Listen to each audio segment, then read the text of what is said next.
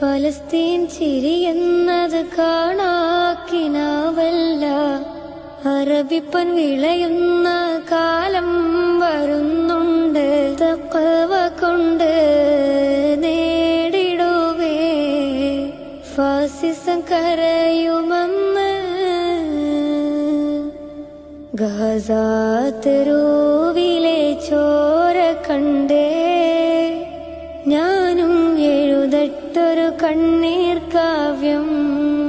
പിഞ്ചോമന മക്കളെ ചോരക്കായി ദാഹിച്ചലയുന്ന ചെന്നായ്ക്കൂട്ടം. ഖുദ്സിൽ വീശുന്ന ഇളം കാറ്റ് വിതുമ്പുന്നു. വിരിയും മുന്നേ